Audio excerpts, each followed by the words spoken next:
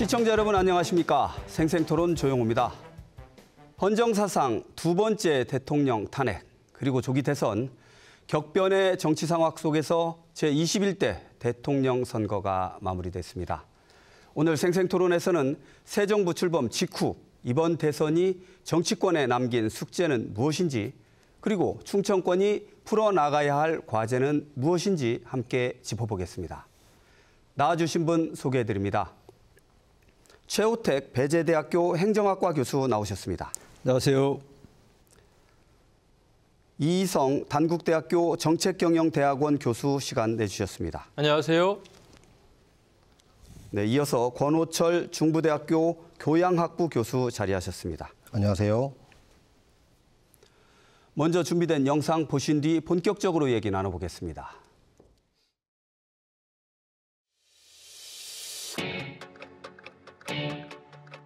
대통령으로서의 직책을 성실히 수행할 것을 국민 앞에 엄숙히 선서합니다. 2025년 6월 4일 대통령 이재명.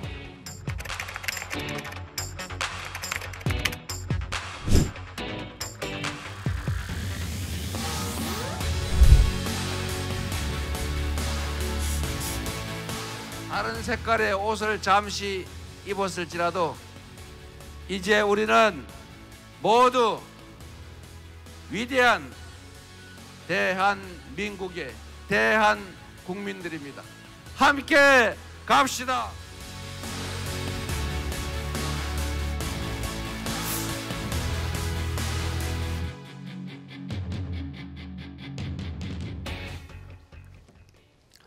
네, 그야말로 우여곡절이라는 말이 좀 어울릴 것 같은데요. 이 우여곡절 끝에 제21대 대통령 선거가 끝이 났습니다.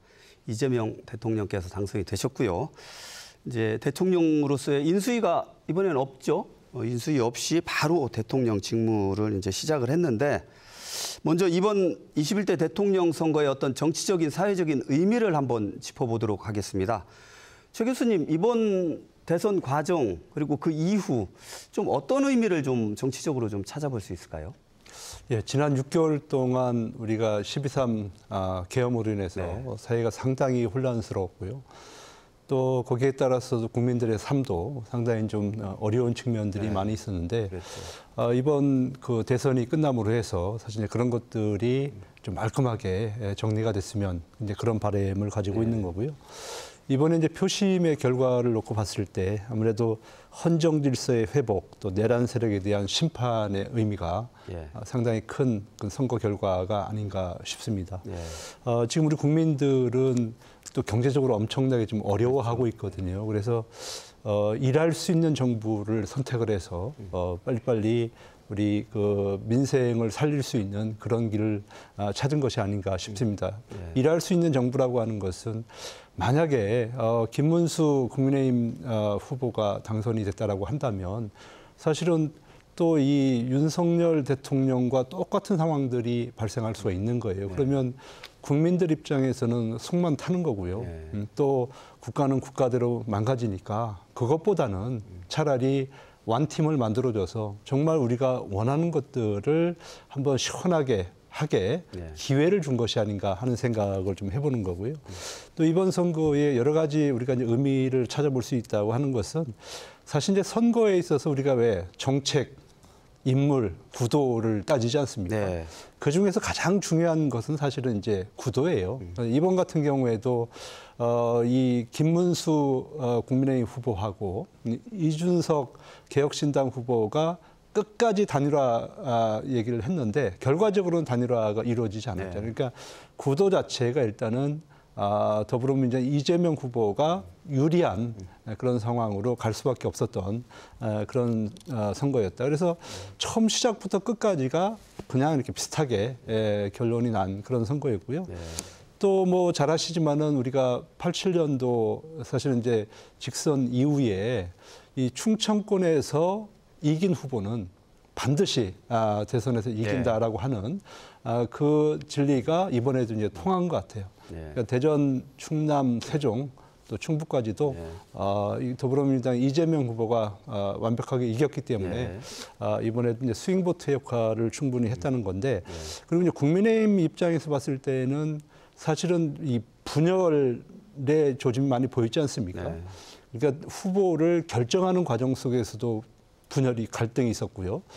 결정하고서 또 한덕수 전 국무총리하고 또 단일화 얘기를 하면서도 또 당내 갈등이 있었고요. 또 그것이 정리되니까 같이 경선에 참여했던 분들이 캠프에 참여를 안 했어요. 한 분은 하와이로 날아가서 계속 그 페이스북 하면서 이제 이상한 얘기를 하시는 거고 또 한 분은 국내에서 아웃복스를 하면서 도와줄 듯 말 듯 하면서 사실은 이제 국민의힘 내부에 엄청난 혼란을 일으키기도 했었거든요. 그래서 완팀이 되지 못하고 분열이 되었기 때문에 정말 결과적으로는 패배할 수밖에 없는 이제 그런 상황이었다 이렇게 보여집니다. 예, 알겠습니다. 지금 최 교수님께서 지난 60여일 동안의 그런 과정들을 한번 이렇게 좀 짚어주셨는데 이성 교수님은 이번 제21대 대통령 선거 우리 정치사에 어떤 의미, 역사적인 의미 좀 나름대로 평가하실 수 있겠습니까? 탄핵에 의해서 이제 거리 선거 아니겠습니까? 이번에 이제 헌법 질서를 파괴하고 민주주의를 수십 년 전으로 후퇴시킨 내란 세력에 대한 심판 선거였다. 국민들의 현명한 판단이었다 이렇게 볼 수가 있는 것이고요. 그런 이제 심판이라는 과정에서 이제 뭐 양당이 보여준 모습들, 뭐 지금 최 교수님이 여러 가지 구도 말씀도 하시고 뭐 단일화 말씀도 하시면서 그러한 부분에서 뭐 불리한 쪽에서의 어떤 국민의힘이 선거를 치렀다고 하지만 사실은 이 원인 제공을 한 것은 전 윤석열 대통령이고 그리고 국민의힘의 책임입니다. 동조된 한 집단이라고 볼 수가 있는 것이죠. 그 부분에 대해서 구도나 무슨 단일화 이런 걸 가지고 이러한 이번 선거를 뚫으려고 했던 그 자체가 굉장히 모순이 컸고 그렇기 때문에 스스로 어떻게 보면 자멸하는 그런 방향으로 간 거 아니겠습니까? 이러한 구도에서 저는 이제 좀 아쉬웠던 게 출구조사를 처음에 딱 봤을 때 한 13% 정도 이렇게 차이가 났는데 실제 이제 개표 끝나니까 그보다 못 미치는 8% 조금 넘는 그런 선에서 이제 득표 차이가 났는데 그러다 보니까 지금 국민의힘에서는 이거를 또 온전히 받아들이는 것이 아니라 서로의 이제 책임을 떠넘기는 좀 책임론이 또 붉어지고 있더라고요. 이런 모습을 보면서 참 아직 정신을 못 차리고 있구나 이런 생각을 좀 해봤고요. 아무튼 이번 선거를 통해서 이제 과제가 산적합니다. 아까 사회적인 의미도 좀 말씀을 하셨는데 결국 국민 통합이라는 데 있어서 이 결과를 어떻게 받아들일 것이냐. 이 정치권의 큰 숙제로 남겨져 있고 또 그것보다 중요한 것은 민생 해결 아니겠습니까? 이 부분에 대한 부분들. 그러나 이제 그 이재명 대통령의 취임사의 그 첫 서두의 이야기는 내란 응징입니다. 철저하게 응징하겠다. 그러니까 이 여러 가지 현안들을 여러 마리 토끼를 잡기 위해서 어떠한 지금 방향으로 갈 것이냐. 내란 응징이라는 건 잘못 비춰지면 또 정치적인 어떤 탄압으로 비춰질 수 있는 개연성도 있단 말이죠. 그런 가운데 또 통합이라는 숙제를 이뤄내야 되는 그렇기 때문에 이번 선거가 끝났지만 지금부터 이제 이재명 정부에게 놓여진 숙제는 앞으로 더 크다 이렇게 말씀드릴 수가 있겠습니다. 알겠습니다. 우리 권호철 교수님께서는 이번 제21대 대통령 선거 어떤 의미를 좀 두실 수 있을까요? 말 그대로 이 12.3 이 계엄 말도 안 되는 일이었죠. 그걸로써 이번에 결과가 이 헌정 질서의 회복이었다 이렇게 좀 방점을 좀 찍고 싶고요. 지금 뭐 말씀하셨는데 뭐 그 지금 내란 세력에 대한 응징 부분에 대해서 말씀하셨는데 제가 어제 본 이재명 대통령의 취임사에는 이 통합과 그리고 이 실용에 좀 방점이 있다라고 봅니다. 통합 차원에서는 아시다시피 대한민국이 지금 정치가 너무 양극단으로 되어 있지 않습니까? 그래서 해외 주요 언론에서도 이런 부분에 대한 원인, 계엄에 대한 원인도 좀 지적한 바가 있고요. 그리고 지금 민생 경제가 너무 힘듭니다. 그렇기 때문에 지금 바로 비상대응체제 팀을 지금 지금 꾸리고 이제 운영을 하겠다는 거지 않습니까? 그래서 좀 그런 것도 좀 볼만한 사안이 좀 있고요. 그리고 정치적 교훈으로서는 이 지도자와 이 국민의 민심이 괴리가 많아지면 어느 대가를 치르는지에 대해서 명백히 보여줬다라는 부분이 좀 있고 좀 아쉬운 게 하나가 있습니다. 이 대통령 선거라면 국가와의 이 비전과 미래를 제시해야 될 부분이 있는데 너무 네거티브 전략이 너무 만연했다. 그리고 이 네거티브라는 것이요. 공격을 당하는 사람이 아니라 공격을 하는 사람에게도 데미지가 있습니다. 양날의 겁니다. 그리고 그게 바로 이준석 후보가 그러한 처지에 있었다라는 말씀드리고 싶고 취임사는 이번에 지금 인수위도 없었는데 어제 취임사 내용을 보니까 굉장히 정치, 경제, 사회, 문화 모든 분야에 대해서 잘 다뤘습니다. 네. 잘 쓰셨더라고요. 근데 과거의 정부의 대통령들도 그런 취임사는 다 썼습니다. 근데 그 취임사대로 이행을 했었더라면 이런 불행한 역사가 반복이 되지 않았을 겁니다. 그래서 저는 이재명 대통령도 이 취임사대로 약속을 좀 잘 지켰으면 좋겠습니다. 네, 알겠습니다. 이 세 분의 말씀을 좀 종합을 제 나름대로 하면 이번에 국민들께서 표로 심판을 했다. 이런 어떤 결론에 도달을 할 수 있을 것 같은데요. 이제 세 분께서 어떤 총론적인 말씀을 해주셨는데 우리 지역의 얘기를 한번 해볼게요. 이제 최 교수님 아까 캐스팅 보트 역할을 이번에도 충청권, 대전, 세종, 충남, 충북 뭐 역대 선거에서도 그랬지만 이번에도 증명을 했어요. 이번 21대 대통령 선거에서의 충청권 표심 좀 어떻게 분석하실 수 있을까요? 그러니까 20대하고 어찌 보면 이제 정반대의 현상이 나타나는데요. 우리 충청 지역은 사실은 이념적으로 강하지가 않습니다. 그러니까 좌도 아니고 우도 아니고 우리는 실용이죠. 그래서 언제든지 우리 마음에 들지 않고 또 잘못한 게 있으면 배를 엎어버리는 이제 그런 성격을 우리가 가지고 있는 거잖아요. 그래서 지난번 20대 때는 사실 이제 윤석열 그때 당시에 후보가 충청의 아들론을 들고 나왔죠. 그리고 또 이제 사실 그때 당시에는 또 뭐 문재인 전 대통령의 여러 가지 실정이나 이런 것에 힘이 입어서 당선이 되었었는데요. 그래서 이제 충청권에서 압도적으로 밀어줬고, 그래서 당선이 되고 대통령직을 하는데 사실 우리는 기대를 많이 한 거예요. 그러니까 예를 들어 영남 지역이나 호남 지역 같은 경우에는 그동안에 이제 정권을 배출하면서 여러 가지로 혜택을 많이 받거든요. 그래서 이번에는 우리 충청권도 혜택을 좀 볼 수 있겠구나. 이렇게 생각했는데 정작 그분이 공약을 이행하는 과정이나 특히 이제 행정수도 세종이라고 하는 문제, 이 문제에 대해서도 뚜렷한 진척이 없었던 거예요. 그리고 이제 그러면 인사라도 우리가 좀 배려를 해줘야 되는데 그 부분도 부족했고요. 그러다 보니까 결과적으로는 충청민들이 3년 동안 참고 있다가 또 막판에 말도 안 되는 계엄을 이제 선포함으로 해서 거기에서 이제 충청민들의 마음이 완전히 돌아선 것이 아닌가. 그래서 이번과 같은 결과를 가져왔는데요. 하여튼간에 이번에 충청의 선택은 뭐 저는 옳았다고 보는 거고요. 그리고 하지만 이제 충청의 선택 중에서 조금 우리가 생각을 해봐야 되는 게 있어요. 뭐냐면 특히 이제 충남 지역 같은 경우에는 15개 시군이 있잖아요. 거기에서 6개 시군에서는 이재명 후보가 이겼는데 9개 지역에서는 그 김문수 후보가 이겼단 말이에요. 그러니까 지역 내에서는 약간의 어떤 그 차이도 있었고 입장이 좀 있었다. 그런 생각을 하는데, 그리고 또 충청남도, 특히 충남 같은 경우가 전국적으로 투표율이 가장 낮았어요. 왜 그랬을까? 이런 것들도 우리가 한번 관심을 좀 가질 필요가 있겠다는 생각을 하고 있습니다. 알겠습니다. 그 이희성 교수님께서 아까 이제 당시 이제 이재명 후보와 김문수 후보의 이제 격차가 8%포인트라고 이제 말씀을 해주셨는데, 이번에 당선된 득표 수를 보면 역대 최다 득표라고 그러지 않습니까? 네. 여기에는 우리 충청권의 표도 있단 말이죠. 이 충청권의 표심 좀 어떻게 바라보실 수 있을까요?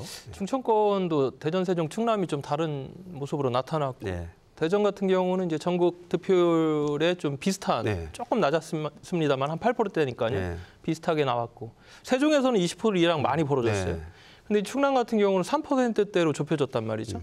그러니까 이제 젊은이들이 많고 또 관료 중심으로 이제 세종 같은 경우는 이제 더 이런 어떤 탄핵이라든가 내란 세력에 대한 그 부분에 대해서 적극적인 의사 표현을 했고, 대전 같은 경우는 캐스팅 보트나 스윙 보트로서의 어떤 기존의 실용 추구라는 부분에 대해서 평균적으로 좀 반응을 한 것 같아요. 다만 이제 충남 같은 경우는 앞서 이제 최 교수님 말씀하신 대로 15개 시군 중에 9개는 김문수 후보가, 그리고 6개는 이제 이재명 후보가.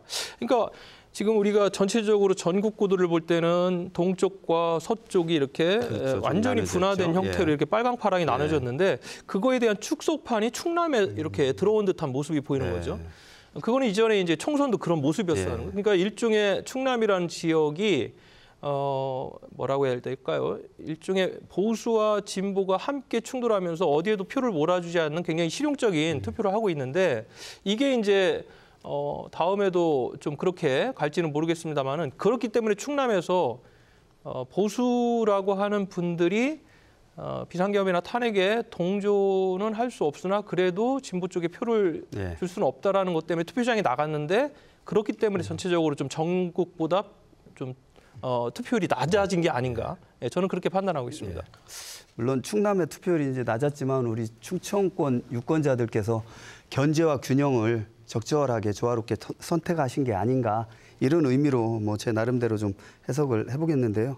우리 권호철 교수님께서는 이번 21대 대통령 선거에 드러난 충청권의 민심, 정권 안정이냐, 실리 추구냐, 아니면 변화에 대한 요구, 아니면 그야말로 어떤 내란, 계엄에 대한 뭐 그 심판이냐, 어떤 변화가 어떤 걸 좀 분석하실 수 있을까요? 충청도는 양반의 고장입니다. 네. 특히 충남이 저는 그런 것도 좀 작용했었다라고 보고 있고요. 어쨌든 이번에 이 충청도의 표심은 말 그대로 이 전국 득표율과 좀 비교해 보면 정말 이 충청 민심이 전국 민심의 바로미터라는 걸 다시 한번 증명했습니다. 그렇기 때문에 이재명 대통령도 앞으로 충청권의 현안에 대해서는 아마 관심을 더 가져야 될 겁니다. 그리고 제가 좀 말씀드리고 싶은 게 좀 뜯어보면 대전과 세종에서는 이 민주당의 표가 꽤 많이 나왔죠. 저는 그걸 어떻게 연결을 시키고 싶냐면 그리고 또 앞으로 부담을 좀 더 주기 위해서라도 이 행정수도 완성에 대한 기대의 심리가 작용했다고 저는 봅니다. 그리고 충남 같은 경우는 아까 말씀하셨던 대로 조금 이상한 양상, 결과적으로는 이재명 후보가 이겼지만, 근데 그 부분에 대해서는 충청도는 이 온건하고 좀 실용적 그리고 유연한 이미지를 좀 따지는 부분이 있습니다. 근데 이런 상황이었더라면 저는 조금 아쉬운 게 제가 한번 뭐 방송에서도 말씀드렸지만 지역 인재를 기용하겠다라는 것을 이야기를 지금 강훈식 비서실장 임명했지 않습니까? 그렇죠. 만일에 이럴 것 같았으면 강훈식 비서실장의 임명을 뭐 강훈식이라는 사람을 말씀을 못 하셨겠지만 충남의 지역의 인재를 기용하겠다라고 했었으면 아마 이런 효과는 엎을 수도 있었다. 그게 조금 좀 아이러니한 대목이 좀 보입니다. 제가 봤을 때는 그런 것 같으니까 충남에서 이제 보수 쪽이 이제 표가 많이 나온 것은 아까 우리 권 교수 얘기한 대로 충남은 양반의 도시예요. 양반은 뭐냐면 절대로 도덕적으로 문제가 있는 후보는 선택을 하지 않습니다. 그러니까 충남 분들 입장에서 봤을 때는 우리가 이제 이 대선 토론 과정 속에서 사실은 이재명 후보에 대한 어떤 도덕적인 문제나 이런 것들이 이준석 후보와 서로 이제 토론을 하면서 여러 가지가 좀 노정이 되지 않았습니까? 이제 그런 거에 대한 어떤 반응이 충남 지역에서 나타난 것이 아닌가 제 개인적으로 그렇게 좀 생각을 하고 있습니다. 제가 참고로 말씀드리면 지금 생각보다 김문수 후보의 득표율이 굉장히 높습니다. 근데 저는 이게 보수의 결집은 당연히 됐을 것이고요. 그리고 또 이 네거티브함으로써 보수의 결집도 당연히 있지만 상대방들도 결집이 됩니다. 근데 저는 어쨌든 이 부분은 말씀대로 충남이나 뭐 이렇게 온건한 이미지, 정책적 이미지가 반영이 됐을 거라고도 보는데 이따 또 말씀드리도록 하겠습니다. 네, 알겠습니다. 지금 이제 우리 충청권 표심의 의미까지 한번 짚어봤는데 좀 강론으로 한번 들어가 봐야 될 것 같은 게 이제 공약을 내세우셔서 당선이 이제 되셨잖아요. 이제 공약은 약속이고 이제 실천이 중요하다고 생각을 하는데 우리 충청권 공약의 실현 가능성 일단 대전으로 보면은 이제 IT 과학기술 도시 뭐 이런 약속이 있으셨고 세종은 뭐 항상 하는 얘기지만 행정수도 완성 충남 쪽은 이제 공공기관 이전이라든지 내부 신도시 활성화 이제 여러 가지 다양한 약속을 하셨어요. 이게 과연 실행력으로 담보가 될 수 있을지 우리가 이제 지켜봐야 되는 입장이잖아요. 어떻게 보세요? 충청권 공약의 실현 가능성에 대해서 최 교수님은 좀 어떤 말씀 주실 수 있을까요? 예, 말씀하신 대로 지금 이제 말씀을 들어보니까 하나도 새로운 게 없어요. 기존에 다 나와 있던 그런 재탕 공약인데 이거는 어느 정부가 됐든 간에 모두 지금까지 해왔던 공약이고요. 근데 이제 문제는 뭐냐면 이것을 실천을 했느냐 안 했느냐 이 문제이거든요. 그러니까 결과적으로는 대통령의 의지에 달려 있다. 저는 이렇게 보고 있습니다. 예를 들어서 이제 행정수도 세종의 완성이라고 하는 것도 이것도 대통령이 결정하면 되는 문제예요. 물론 이제 법 문제가 있죠. 뭐냐면 이제 개헌을 해야 된다는 문제, 아니면 헌법재판소의 판단을 다시 한번 받아보는 문제, 이 두 가지가 있을 텐데 지금 그 이재명 대통령께서는 이런 얘기하시잖아요. 그러니까 국민적 합의에 도달하면 행정수도 세종 완성시키겠다. 전제 조건이 꼭 붙는단 말이에요. 이 얘기는 제가 볼 때는 이번 정권에서는 큰 진전이 없을 것 같다는 판단이 들어요. 왜냐하면 일단 취임하자마자 용산으로 가셨잖아요. 그리고 6개월 안에 지금 청와대 가겠다는 거잖아요. 근데 청와대라는 곳이요, 한번 들어가면 못 나오는 겁니다. 웬만하면. 그렇죠. 그렇기 때문에 세종에 대한 관심, 왜냐하면 청와대 들어가는 것도 있지만 지금 이제 아까 내란과 관련되는 사정 작업해야 되죠. 그다음에 민생도 살려야 되죠. 얼마나 복잡한 상황이 있습니까? 거기에다가 지금 미국하고 관세 전쟁도 치러야 되는 거잖아요. 이런 다양한 그런 상황들이 발생을 하기 때문에 우선 급하지 않는 세종, 이 수도 완성을 위해서 과연 이재명 정부가 노력을 할 수 있을까 하는 부분에서는 저는 조금 회의감이 좀 느끼는 거고요. 또 하나는 뭐 과학 수도 뭐 문제라든지 그다음에 뭐 공공기관 이전 이런 것들도 대통령께서 결정만 하면 되는 거예요. 2차 공공기관 이전 시행해라. 그러면 하는 거거든요, 이거. 그러니까 그동안에 이제 그러니까 표를 의식해서 의지의 문제였다 하는 거 하고, 또 하나는 이제 충청권 CTS가 됐든 뭐가 됐든 이런 것들은 이제 많은 예산이 이제 필요하고 또 행정의 절차가 필요한 거예요. 그리고 이건 정치권의 힘이 좀 뒷받침이 돼야지만이 이것이 실현 가능성이 있는 거거든요. 그런 차원에서 보면 뭐 쉽지는 않겠지만 지금 집권 여당이 대부분을 차지하고 있는 우리 국회의원들 있지 않습니까? 이분들이 얼마나 대통령과 궤를 같이 해서 호흡을 맞춰서 의지를 보이느냐, 저는 그 문제라고 봅니다. 네, 알겠습니다. 그 이재명 대통령의 임기 중에는 두 번의 선거가 있습니다. 바로 내년에 이제 지방선거, 전국 동시 지방선거가 있고요. 그 후에 다시 총선 국회의원 선거가 있지 않습니까? 그렇다면 이재명 대통령께서 공약으로 내세우신 부분에 대한 충청권의 공약을 어떤 식으로든지 하고 있다라는 이런 의지를 보여야 될 것도 중요하다고 생각하거든요. 이 교수님은 어떻게 보세요? 이런 공약 실천 가능성 이게 어떻게 이제 보십니까? 지역 발전론 자체가 그동안 우리가 너무 패러다임 자체를 외생적 발전론에 치우쳤다는 거예요. 뭔가 국가기관을 끌고 온다든가 또 새로운 형태의 국가 모델을 중앙에서 만들어가지고 그것들을 지역에서 한다든가. 좀 외형적인 팽창만. 그렇죠. 예. 외생적 발전론이라든가 외생적인 어떤 형태에 기대했던 패러다임을 바꿔야 된다. 이게 내생적 발전론으로 가야 된다. 그거에 있어서 두 가지 국정 철학이 필요한데 바로 균형 발전과 지방 분권이거든요. 그런데 이것을 제일 잘 해낼 리더가 바로 이재명 대통령이다. 저는 그런 생각을 합니다.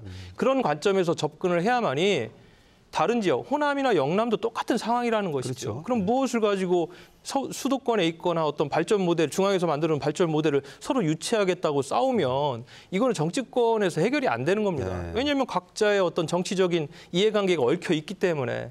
그래서 저는 이 충청권의 공약의 이행이라든가 또는 지역의 어떤 발전에 대한 부분은 바로 국정 철학에 대한 부분부터 우리가 점검을 해야 된다. 그 부분을 충분히 이해하고 그 공약이 실현될 수 있도록 우리만의 지역의 전략을 가지고 해야지 이전에 재탕 삼탕된 그러한 외생적 발전에 기인한 그런 공약들을 또다시 요구하거나 지역의 여론을 계속 환기시켜봐야 저는 큰 의미는 없을 것이다. 그래서 이번에 이렇게 출범한 이재명 대통령이라는 어떠한 그 정부가 추구하는 국정 철학, 이 부분이 저는 우리 충청권에 제시한 여러 가지 지역 발전이라든가 공약을 이행하는데 저는 동력이 될 수 있다. 저는 그렇게 판단합니다. 네, 알겠습니다. 이어서 권호철 교수님께서는 우리 이재명 대통령께서 선거 기간 중에 내세우신 이런 충청권 공약의 실천 가능성 어느 정도로 보십니까? 지금 용산에서 임기를 시작했던 부분도 좀 찝찝하고요. 그다음에 또 사회적 합의를 단서를 달았던 부분도 좀 있는데 저는 아까 말씀드리고 싶었던 게 충청도 민심이 이번에 바로미터에 있었지 않습니까? 그게 바로 이 행정수도 완성에 대한 충청민들의 염원이 있었던 겁니다. 그렇기 때문에 이제는 이 부분에 대한 이재명 대통령이 화답할 차례다라는 말씀을 좀 드리고 싶고, 아까 앵커께서 말씀하셨던 대로 이제 내년 되면 지방선거가 있습니다. 지금 민주당 정신 차려야 됩니다. 왜 그러냐면 오히려 지금 떨어질 수준만 있지 올라갈 일은 별로 없을 겁니다. 근데 만일에 이번에도 20년째 반복됐던 행정수도 완성이라든지 여러 가지 문제가 있다면 그건 바로 민주당 후보들에게 부메랑으로 충청권은 갈 겁니다. 그리고 가야 됩니다. 그렇기 때문에 그래야지만이 우리가 이 묵은 숙제를 해결할 수 있을 것이다라는 말씀을 좀 드리고 싶습니다. 그리고 또 하나는 이 정책이라는 것은요. 어쨌든 지역 특성과 조건에 맞게 이미 구체적으로 실현을 했었어야 되는데 이게 너무 전국적 방향으로 갔던 문제가 좀 있어서 이렇게 좀 오래 끌리지 않나 이 부분도 좀 지적하고 싶습니다. 예, 아까 우리 이희성 교수 말씀하실 게 참 일리가 있다고 저는 생각을 해요. 그러니까 외생적 발전의 한계라고 하는 것은 그쪽에서 결정을 하고 실행을 시켜줘야 된다는 문제가 있는 거고요. 이 내생적 발전이라고 하는 것은 우리 스스로가 문제를 파악하고 우리의 해결 방안을 찾는 거거든요. 충청권은 좀 두 가지가 있습니다. 그게 뭐냐면은 충청권 메가시티하고요. 그다음에 대전 충남 통합입니다. 지금 메가시티는 출범을 했고요.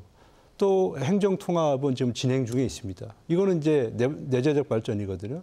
그래서 중앙정부에서는 뭘 해야 되느냐. 일단은 규제를 완화시켜야 됩니다. 그리고 여기에 특별 지원금을 내려보내야 됩니다. 그리고 인재를 보내줘야 돼요. 이렇게 된다면은 지금 이재명 대통령께서 추구하고 있는 것이 5국 3특이잖아요. 전국을 그렇게 만들겠다는 거잖아요. 그 얘기는 이제 수도권 1국 체제를 결과적으로는 이제 지역 거점을 만들어서 다극 체제로 만들겠다라고 하는 거거든요. 이미 충청권은 우리 스스로가 알아서 지금 다극 체제의 일축을 지금 만들고 있고 이미 완성을 한 상태예요. 그렇기 때문에 중앙정부에서는 알아서 잘 스스로 우리가 해결을 하고 있기 때문에 여기에 좀 전폭적인 지원을 해야 된다. 그런 말씀 좀 드리겠습니다. 하나만 덧붙이면 메가시티라든가 통합론 저도 굉장히 동의하는 부분이지만 방식이 잘못됐습니다. 탑다운 방식으로 하고 있다라는 거예요. 여기에서 내생적 발전을 위한 동력 확보는 어디서 시작이 돼야 되냐면 주민 자체에서 시작이 돼야 되는 겁니다. 근데 이전 정부나 이전 지방 정부에서 주민 자치에 대한 모델들 이전에 쌓아놨던 것들을 다 백지화시켜 버렸어요. 그리고 나서 이러한 어떤 지역의 중요한 내생적 발전을 위한 이런 모델들을 탑다운 방식으로 하니까 거기서 다 모든 것들이 막혀버린 겁니다. 그러니까 그러한 어떤 인식의 전환이 병행이 돼야 된다. 저는 그렇게 생각합니다. 예, 알겠습니다. 다음 주제 한번 짚어보겠습니다. 아까 그 첫 도입 영상에서도 저희가 보여드렸는데 이재명 대통령께서는 통합을 강조하셨어요. 그 국민 통합을 강조하셨는데 이 정치권의 변화와 과제가 과연 이 행정부하고 같이 궤를 같이 해서 같이 좀 그 발걸음을 좀 맞춰질지에 대한 좀 의심도 들기는 해요. 워낙 정치권에 대한 불신이 크니까요. 최 교수님 어떻게 보세요? 이번 새 정부 출범 이후에 정치권의 변화와 과제 어떤 게 좀 있다고 좀 보십니까? 지금 이재명 후보께서 50%를 못 넘는 그 이유가 뭔지 아세요? 그 뭐냐면은 일단은 지금 입법 권력하고 어찌 보면 사법 권력까지도 장악을 했다라고 보는 거고요. 그게 이제 행정권까지 지게 되면 정말 무소불위의 권한. 그러니까 지금도 대통령이라고 하는 직위가 제왕적 대통령이에요. 우리 모든 것을 가져가는 그런인데 거기에 이제 이 3권을 가져가게 되면 사람들이 그래서 이제 포비아, 그러니까 공포를 느끼는 거 아니겠습니까? 그래서 국민들이 49%의 표를 준 것은 아마도 그러니까 그런 권한을 줬을 때 발생할 수 있는 그런 것을 조금이나마 방지하기 위해서 50% 넘게 주지 않은 것이 아닌가 그런 생각을 해보는 거고요. 그래서 저는 대통령께서 정말로 정치를 저는 복원해야 된다 이렇게 보는 건데 지금 정치가 사라진 지가 오래됐잖아요. 정치라고 하는 것이 대화 타협 아니겠습니까? 우리 국회에서 정당에서 대화 타협이 있습니까? 없잖아요. 그래서 그걸 일단은 복원을 해야 되는 거고 만약에 제가 봤을 때 그 이재명 대통령께서 뭐 정치 보복을 한다든지 아니면 뭐 이 사정 활동을 통해서 뭐 야당을 탄압한다든지 이런 모습이 보이게 되면 아마 또 몇 개월 전에 그 모습이 그대로 재현될 수밖에 없는 거거든요. 그래서 대통령께서 해야 되는 것은 이 절대적인 권한을 좀 지방에 내려주고요. 웬만하면 그리고 또 이 당정 관계에 있어서 일단은 정당은 정당이 좀 알아서 할 수 있도록 권한을 주는 것이 이 정치를 복원하고 대한민국 정치를 살리는 길이 아닌가 싶습니다. 네, 알겠습니다. 국민 통합을 강조한 우리 이재명 대통령, 이재명 행정부와 정치권의 어떤 상생 전략, 발전 과제 한번 짚어주시죠, 이희성 교수님. 예. 양쪽 날개가 건강해야 잘 나르지 않습니까? 그렇죠. 근데 국민의힘 한쪽 날개가 너무 지금 어려운 상황에 처했습니다. 지금 벌써 김문수 후보가 해단식에서 책임론을 부각시켰지 않습니까? 그렇죠. 특히나 단일화 과정에서 정당 민주주의가 훼손됐다 이러면서 친윤 그룹이라고 할 수 있는 지도부에 대한 책임 공방으로 지금 벌써 번지고 있단 말이죠. 예. 민주당이 강력한 입법부를 갖고 있기 때문에 그 부분에 대해서 견제를 할 수 있는 것은 결국은 국민의힘밖에 없지 네. 않습니까? 거대 야당이기 때문에 그 대척점에 근데 지금 국민의힘 자체가 이러면은 어떻게 이게 지금 양쪽 날개가 건강하게 지금 날 수 있겠어요. 그래서 지금 저는 그렇게 봅니다. 아무리 집행부에서 뭐 그 여러 가지 그 행정 권한을 가지고 드라이브를 걸어도 이 정치 영역은 또 별도의 대화 타협을 통해 가지고 만들어가는 모델이 있는 거예요. 그거를 복원하기 위해서는 상호 신뢰가 전제가 돼야 되는데 아마 이러한 이제 국민의힘 내용이 어떻게 수습되느냐에 따라서 양 당 간에 뭔가 대화 채널이 복원이 될 텐데 제가 볼 때는 그게 어려울 것 같아요. 지금 국민의힘 현 상황으로 볼 때는 그런 상황에서 지금 그러면은 이재명 정부는 지금 굉장히 많은 현안들을 해결하기 위해서 어쩔 수 없이 지금 민주당 여당에 좀 의존할 수밖에 없는 그런 시스템으로 갈 수밖에 없지 않나. 뭐 별로 좋은 그런 방향은 아닙니다, 솔직히. 예. 예. 어떤 권력의 집중이 과연 건전한 정치 발전, 사회 발전으로 이루어질 수 있을지는 다들 의심을 하지 않습니까? 그야말로 양 날개가 건전하게, 건강하게 날개를 펼쳐야 더 높게, 더 멀리 날 수 있을 것 같은데 권호철 교수님께서는 이번 그 대선 이후에 정치권의 변화와 과제 어떤 걸 좀 짚어주실 수 있을까요? 우선 지금 여러 말씀하셨는데요. 그 많은 거 하려고 안 해도 됩니다. 네. 좀 선택과 집중을 해서 이번만큼은 좀 이 경제 회복에 좀 방점을 뒀으면 좋겠습니다. 거기에 조금 더 잘할 수 있다면 지금 이러한 사태가 일어난 게 이 정치의 양극단 현상이었습니까? 그러니까 좀 그런 것 좀 그리고 또 이 초당적 좀 협치를 좀 할 수 있고 좀 소통을 좀 강조해줬으면 좋겠다는 말씀을 드리고요. 네. 근데 이 대선 이후에 아마 지금 이제 전당대회들이 아마 실시가 될 겁니다.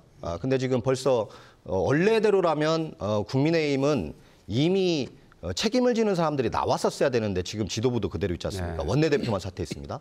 좀 그런 걸 보면 좀 걱정되는 게 좀 많이 있고요. 이 여당이든 야당이든 좀 이번에는 좀 책임지고 좀 뭔가의 선택과 집중을 해서 하나라도 좀 제대로 해내는 전략을 좀 했으면 좋겠다 말씀드리고 싶습니다.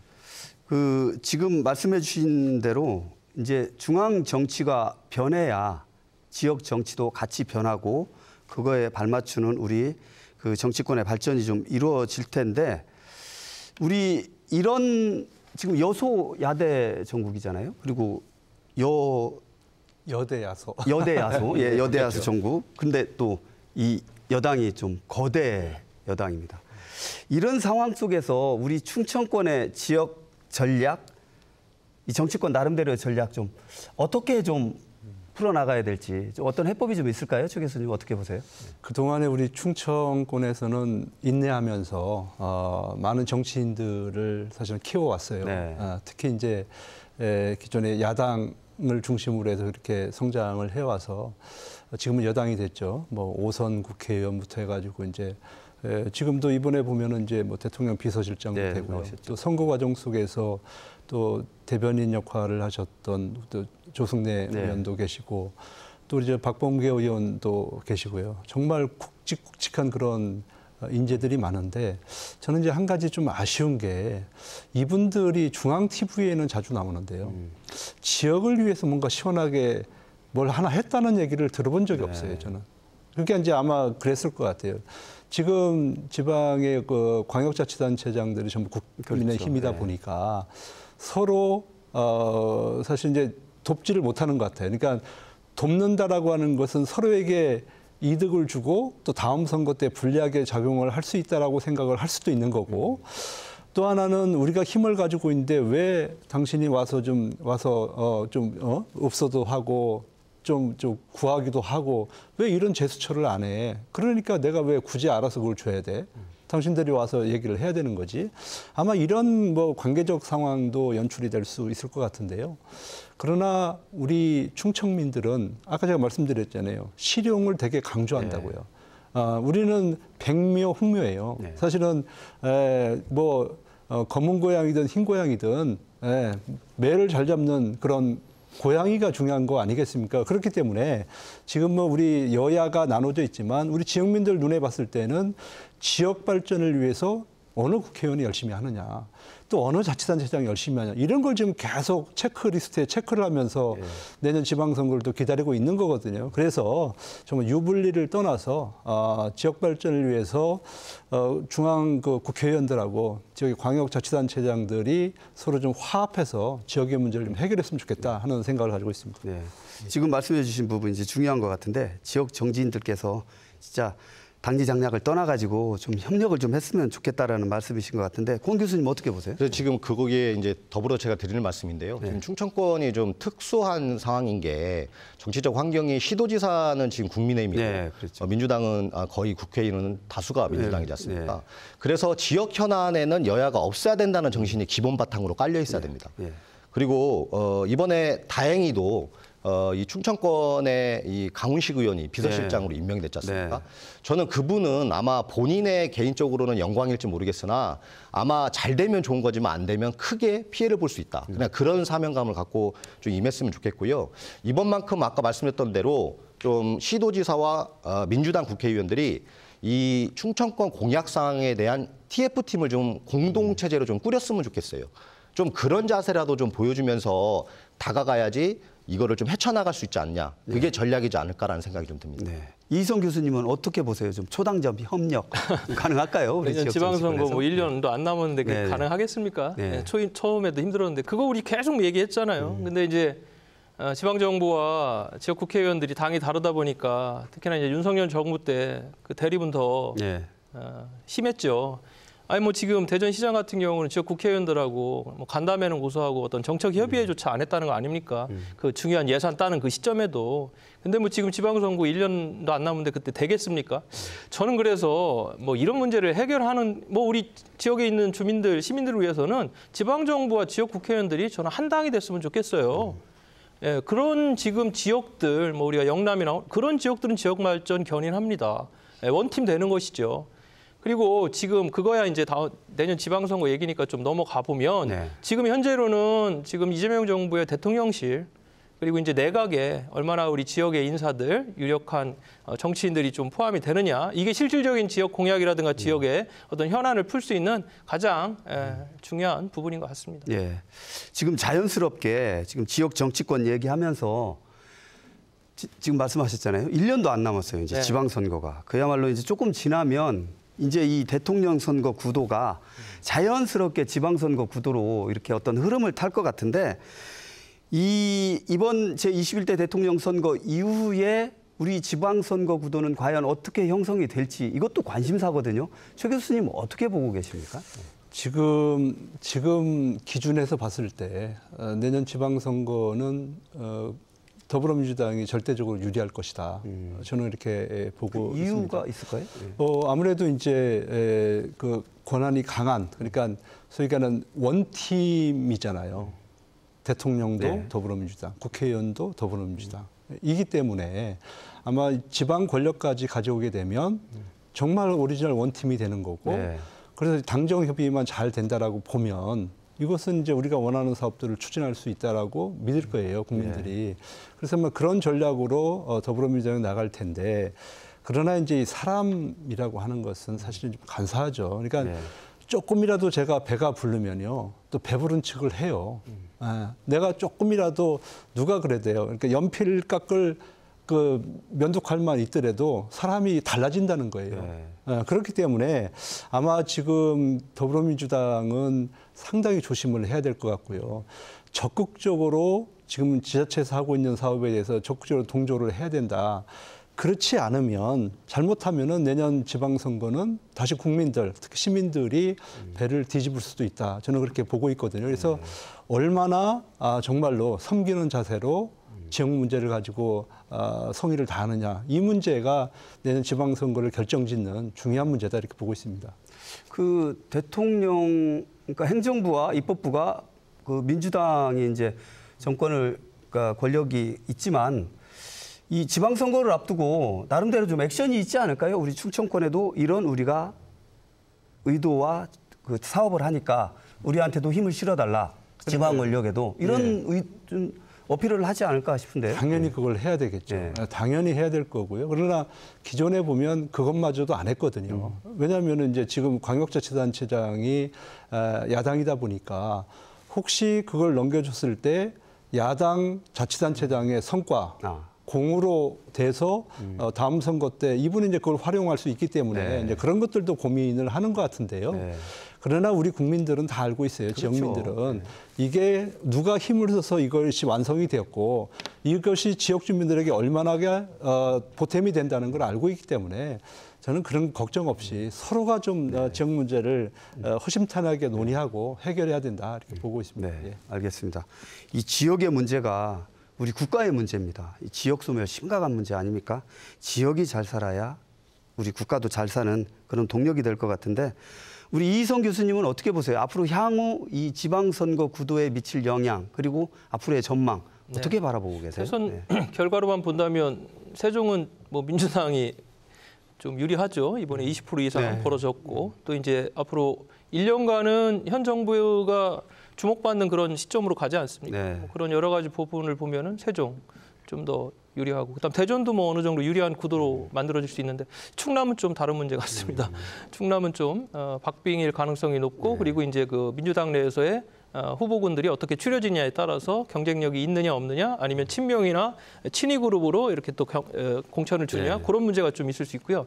다만 저는 이제 그렇게 봅니다. 이재명 정부가 1년간 이제 어떤 성적표를 내느냐 이것이 가장 또 중요하고 또 한 가지는 이 내란이라는 부분을 어떻게 응징하고 정리하느냐 그 방식에 대한 부분 이게 이제 역효과를 불러올 수 있는 방식이면 안 되겠죠. 아무래도 이제 올 12월까지는 그 전국으로 갈 텐데 그 속에서 국민의힘이 어느 정도 생존하느냐 요 한 세 가지의 관점에서 향후 지방선거까지 연결될 개연성이 있습니다. 네, 알겠습니다. 우리 권호철 교수님께서는 앞으로 이제 지방선거의 어떤 구도에 뭐 영향이랄까요, 전망이랄까요, 어떻게 바라보고 계십니까? 이번에 충청도 민심이 보수의 김문수 후보가 꽤 나왔습니다. 아까도 말씀드렸지만 보수의 결집도 있었지만 더 솔직히 말씀을 드리면 이 이재명 후보에 대한 비호감이 굉장히 높았다는 겁니다.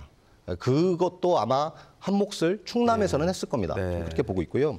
그리고 민주당은 아마 이번 지방선거가 누구들은 낙관도를 좀 펼치는데 저는 오히려 빡빡할 거라고 봅니다. 왜냐하면 일단은 인물이 많습니다. 그리고 구도가 조국혁신당 문제도 있고요. 그렇기 때문에 그 구도도 좀 어려운 형편에 좀 있다라고 보고 있고, 근데 국민의힘이 그러면은 뭐 잘 될 것이냐. 근데 제가 보기로는 지금 국민의힘은 당내 민주화의 기본을 모르는 것 같아요. 밑에서부터 위로 올라가는 이 상향식 의사결정 구조가 절대 안 되는 것 같습니다. 탈적으로 나왔지 않습니까? 그 자당의 후보가 나오자마자 새벽에 그냥 후보 바꿔치기 하지 않습니까? 그런 상황으로서는 쉽지 않을 거다. 그래서 국민의힘이 아마 분골쇄실, 아마 문을 닫는 각오로 하면서 임무를 잘 낸다면 아마 해볼 것이고요. 아까 말씀드렸던 것처럼 저는 이번만큼은 충청권의 유권자들께서 행정수도 완성에 대한 부분에 대한 여망을 민주당 후보가 민주당에서 들어주면 그거에 대해서 화답을 해주고 아니면 심판하셔야 된다 말씀드리고 싶습니다. 알겠습니다. 저희가 준비한 시간이 거의 다 되고 있는데요. 마지막으로 세 분께 이 대선 이후에 이제 대통령은 이제 취임을 해서 새 정부는 출범을 했습니다. 이 앞으로 우리가 실리를 찾기 위한 지역의 과제가 어떤 게 있을지 한번 최 교수님부터 핵심적으로 짧게 좀 한번 짚어주시죠.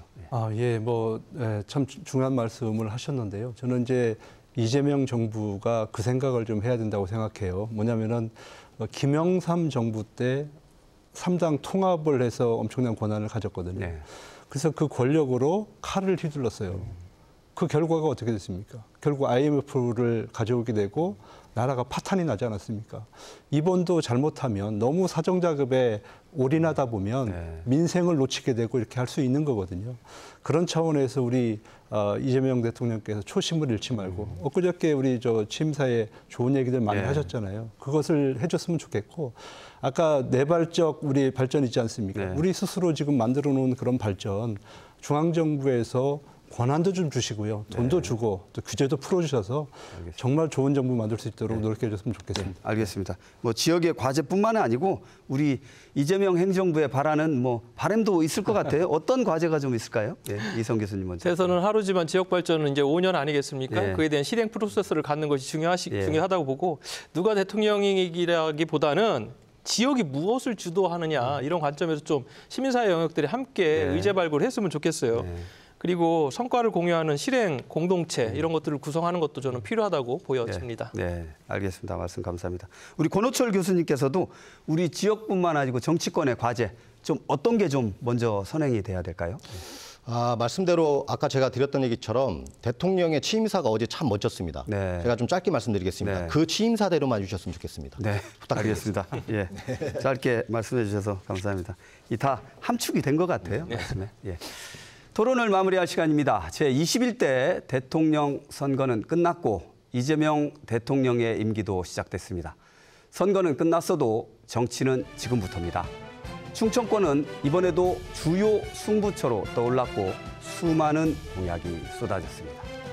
선거 전 공약들이 다시 반복되는 말잔치로 끝나지 않도록 함께 지켜봐야겠습니다. 세 분 수고하셨고요. 시청해 주신 여러분 감사합니다.